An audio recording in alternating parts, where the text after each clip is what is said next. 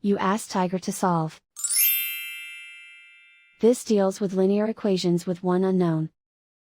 The final result is x equals 2. Let's solve it step by step. Group all constants on the right side of the equation. Add 7 to both sides. Simplify the arithmetic.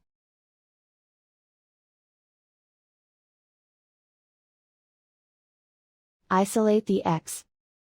Divide both sides by 5. Simplify the fraction.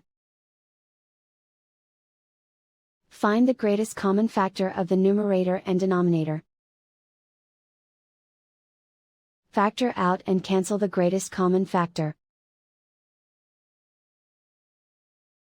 And so the final result is x equals 2.